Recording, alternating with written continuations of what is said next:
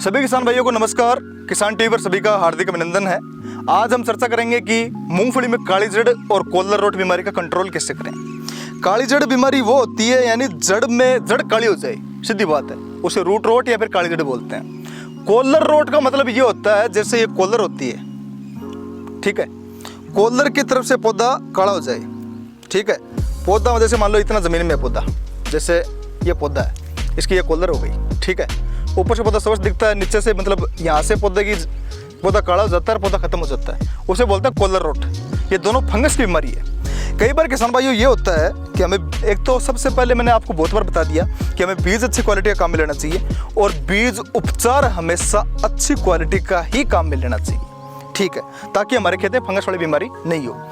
देखो फंगस होती है दो प्रकार की, एक तो होती है सीड बोर्न डिजीज, एक होती है सोइल बोर्न डिजीज, यानी मतलब मर्दा जनित भी फंगस हो सकती है और एक बीज जनित भी फंगस होती है। कई बार क्या अच्छी दवाई का उपचार कर लेते हैं, फिर भी बीज में कई बार समस्या जाती है, जिसके कारण हमारे खेत में फंगस हो जाती है। कई बार ये होता है कि बीज भी अच्छा लिया है और ज़मीन में कई बार कई जगह ऐसी सिचुएशन होती है वहाँ ज़मीन में फंगस होती है, जिसके कारण भी पौधे खराब हो जाते हैं। चलो जो भी है, वजह जो भी है, हमें ढूंढना उसका समाधान, हमें करना है उसका समाधान, ठीक है जी। अब बात करते हैं मूंगफली में कोलर रोट और काली जड़ की बीमारी का कंट्रोल कैसे करें या फिर नियंत्रण कैसे करें। किसान भाइयों मैं आपको बता दूं कि मूंगफली का बीजोपचार हमें अच्छी दवाई का काम में लेना चाहिए। जैसे अच्छी दवाई बोले तो सबसे टॉप दवाई तो मेरी नज़र में, जहाँ मेरा नज़रिया है वहाँ BASF कंपनी की सिफ्टियो आती है। उसके बाद में आप देखो नॉर्मली कार्बेंडाजिम मैनकोजेब भी काम में ले सकते हो और भी काफ़ी फंजीसाइड काम में ले सकते हो। कोलर रोट बीमारी होती है वो शुरू के 1-1.5 महीने तक आती है, उसके बाद में बीमारी बहुत कम देखने को मिलती है, यानी शुरुआती दिनों के लक्षणों में आ जाती है। अगर हमने अच्छा बीज उपचार किया तो कोलर रोट नहीं आएगी। जैसे इस खेत में है, इसमें कोलर रोट बिल्कुल 1% नहीं है। कोलर रोट यानी ज़मीन की सतह से पौधा खत्म नहीं हो रहा है, ठीक है, क्योंकि अच्छा बीज उपचार किया हुआ था।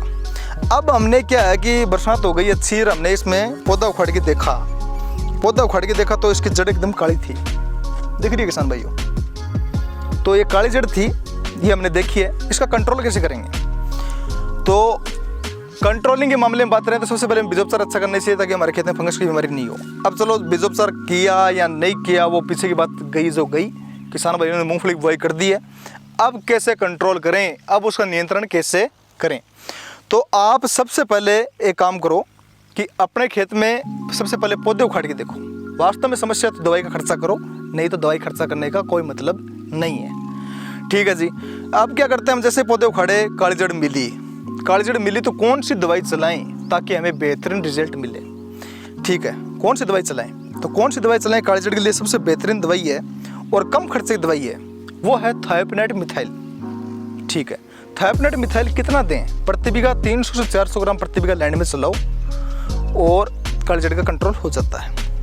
इससे अगर हम ऊपर जाना चाहें तो टेबुकोनिजोल 25.9% आता है, उसको काम में लो। कितना काम में लो? 300 से 400 ml प्रति बीघा काम में लो, उससे कंट्रोल हो जाता है। अगर हल्की फुल्की समस्या है तो प्रति बीघा 300, 400, 500 ग्राम कार्बेंडाजिम प्लस मैनकोजेब नाम का पाउडर आता है, उसे काम में ले सकते हो, उससे भी कंट्रोल हो जाता है। कई बार किसान भाइयों ये स्थिति पैदा हो जाती है कि पौधा हल्का हल्का सूखने लग जाता है, यानी पौधा सूख रहा भी है, सूखने लग जाता है, काली जड़ भी है। ये दो स्थिति पैदा हो जाती हैं। तो उस चीज़ में किसान भाइयों को प्रति बीघा 300 से 400 ग्राम थायोपिनेट मिथाइल और साथ में 200 से 300 ग्राम कॉपर ऑक्सीक्लोराइड प्रति बीघा में देना है, ताकि पौधे की सूखे वाली स्थिति वो भी खत्म हो जाएगी और पौधा एकदम स्वस्थ हो जाएगा, काली जड़ भी खत्म हो जाएगी। या फिर आप कॉपर ऑक्सीक्लोराइड की जगह वेलिडामाइसिन भी काम में ले सकते हो। लेकिन एक तरीके से बेहतरीन कॉम्बिनेशन की बात करूँ, यानी बेहतरीन मिश्रण की बात करूँ, तो आपके लिए थायोपिनेट मिथाइल और कॉपर ऑक्सीक्लोराइड से बेहतरीन ऑप्शन कोई नहीं है। एक तरीके से पौधा सूखा सहन करने की क्षमता भी आ जाएगी उसमें एक तरीके से, और पौधा एंटीबायोटिक भी मिल जाएगा एक तरीके से। कॉपर एक ऐसी चीज़ होती है जो मरे हुए पौधे को भी एक बार तो जिंदा खड़ा कर देती है। कॉपर में वो गुण पाया जाता है, इसलिए हमें साथ में कॉपर ऑक्सीक्लोराइड जरूर देना चाहिए ताकि पौधा झट से खड़ा हो जाए, ठीक है। थायोपिनेट मिथाइल के साथ में कॉपर ऑक्सीक्लोराइड का कॉम्बिनेशन नंबर 1 है, इसलिए हमें दोनों को मिक्स में काम में लेना चाहिए। उसके साथ में अगर आप अगले पानी में माइक्रोराइजा दें, अगर जड़ों में फुटान नहीं है तो अगले पानी में आप माइक्रोराइजा दे सकते हैं ताकि जड़ों में फुटान अच्छा हो जाए। देखो काली जड़ सही होने के बाद में जड़ में अच्छी फुटान होना चाहिए, तभी पौधा न्यूट्रिएंट ग्रहण करेगा, तभी पानी ही ग्रहण करेगा, वरना पौधा बढ़वार नहीं करेगा। तो सबसे पहले अच्छा ट्रीटमेंट कर दो आप पहले, अगर ज़्यादा समस्या है तो। बाकी हल्की फुल्की समस्या हो तो माइक्रोराइजा से भी खत्म हो जाएगी, क्योंकि माइक्रोराइजा भी एक लाभदायक फंगस होती है। ठीक है जी। आप मेरे नज़रिए में आप सबसे बेहतरीन ऑप्शन थायोपेनाइड मिथाइल और कॉपर ऑक्सीक्लोराइड का ही है। दोनों को मिक्स करके आप लाइन में चलाओ। कितना 400-200 यानी 700 ग्राम प्रति बीघा, यानी 2.5 किलो प्रति हेक्टर, लगभग 2.5 किलो प्रति हेक्टर लग जाएगा दोनों कॉम्बिनेशन मिलके। ठीक है। अब कोलर रोट के लिए भी आप सेम टू सेम ये ट्रीटमेंट काम में ले सकते हो। थायोपेनाइड मिथाइल और कॉपर ऑक्सीक्लोराइड ये ट्रीटमेंट काम में लो, ये बेहतरीन है कॉपर ऑक्सीक्लोराइड के लिए भी। ठीक है जी। बाकी गोजालट के लिए हम या फिर सफ़ेद लट के लिए हम अलग से वीडियो बना देंगे। अभी आप काली जड़ पे भी ध्यान दीजिए। और काली जड़ का पत्ता देखो किसान भाइयों, हमें तभी पता चलता है जब हम खेत में जाते हैं, सीधा फुहारा की लाइन चला दी, सीधा पानी दे रहे हैं, फिर पौधे सूखने लग जाते हैं, फिर ज़्यादा पौधे सूखने लग जाते हैं, फिर पता चलता है अरे यार इसमें तो काली जड़ आ गई। तो समय पर ध्यान दोगे तो उसकी होड़ कभी भी नहीं होती। विपरीत परिस्थिति में आने के बाद में आप खर्चा करते हो तो वो उसका कोई फायदा नहीं होता। सही स्थिति पर, सही समय पर और सही खुराक देने से ही पैदावार मिलती है। जब खेती हमारी 50% खत्म हो जाती है उसके बाद में कोई सार नहीं होती है। मैंने कई किसान भाइयों को ये देखा है उदयराम जी कि मैं जब उनके खेतों में जाता हूँ तो उनके कभी पहले वो तब फ़ोन करते हैं जब उनकी खेती 40% खत्म हो जाती है कि आओ आप डॉक्टर साहब आओ। फिर वहाँ पहुँचते हैं, पहुँचने के बाद में उनको चलो दवाई लिख दी कि आप काली जड़ में ये दवाई काम मिल लो या फिर आपके सफ़ेद लट में ये दवाई काम मिल लो। फिर वो अपने मालिक को बोलते हैं कि ये दवाई डॉक्टर साहब लिख के गए हैं। फिर वो मालिक 10 दिन बाद में दवाई लेके आता है। फिर काश्तकार सोचता है कि 10 दिन बाद में दे देंगे, इतने मूंगफली 70% खत्म हो जाती है। देखो तुरंत जिस चीज़ की होड़ नहीं होती तो तुरंत आप ट्रीटमेंट काम में लेते हो। जैसे कोई भी आदमी है वो बीमार हो गया, उसको आप 10 दिन बाद में हॉस्पिटल ले जाओ, एक तुरंत लेके जाओ, फायदा तुरंत वाला होगा। तो 10 दिन में तो पता नहीं क्या हो जाएगा क्या नहीं हो जाएगा, ये चीज़ है। तो हमें सही समय, सही खुराक और सही डोज, ये तीनों चीज़ विशेष ध्यान रखो, तभी पैदावार मिलती है। मतलब न्यूट्रिएंट की डोज यानी तत्व की डोज अगर चाहे कुछ भी दो आप, NP की 19-19 डोज है, 13-0-45 तो सारी चीज़ें कुछ भी है। फंगिसाइड डोज है यानी फफूंदीनाशक हो और या फिर कीटनाशक हो, इन सभी की बिल्कुल निश्चित मात्रा, निश्चित डोज मात्रा।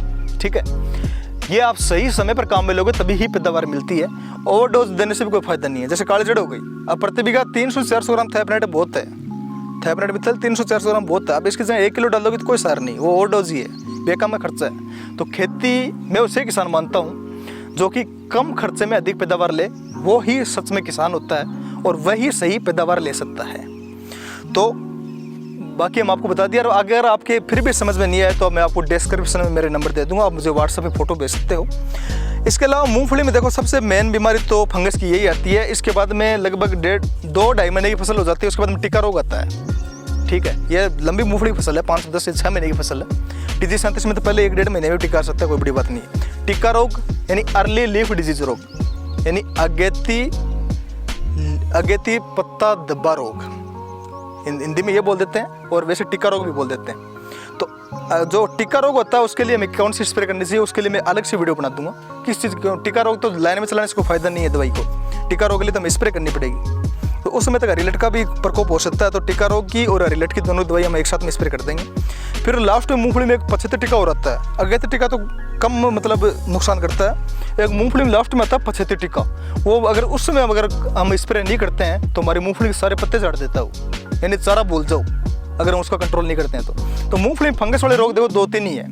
काली जड़, नीचे वाली जड़ काली हो गई, कोल्लर रोट, पौधे की सतह से पौधा खत्म हो जाता है, एक टिक्का रोग, ये 3 ही रोग है मूंगफली में काली, विशेषकर फंगस के, और कोई रोग नहीं है। तो तीनों का मैंने आपको टिक्का रोग का बाद में बता दूंगा और अभी काली जड़ का, कोल्लर रोट का आपको बता दिया नॉर्मल तरीके से, एकदम शॉर्टकट एंड स्वीट, छोटा सा मैंने आपको इलाज बता दिया है, एकदम 100% सक्सेसफुल है।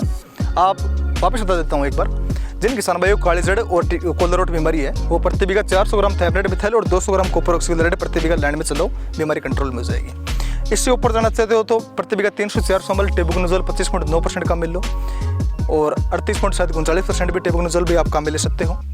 ये चीज़ें हैं। और नॉर्मल शिकायत तो कार्बेंडाजिम प्लस मैनकोजेब आप काम में ले सकते हो प्रति बीघा 400 ग्राम। 4 उपाय बता दिए हैं, चारों में से आप कौन से काम में ले सकते हो। बेस्ट मैंने आपको बता दिया थायोपेनाइड मिथाइल प्लस कॉपर ऑक्सीक्लोराइड, बस।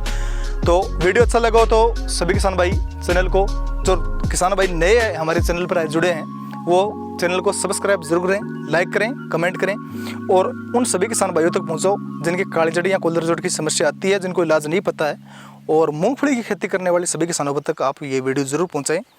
मैं राहुल चौधरी, सभी किसान भाइयों का किसान टीवी पर बहुत बहुत धन्यवाद।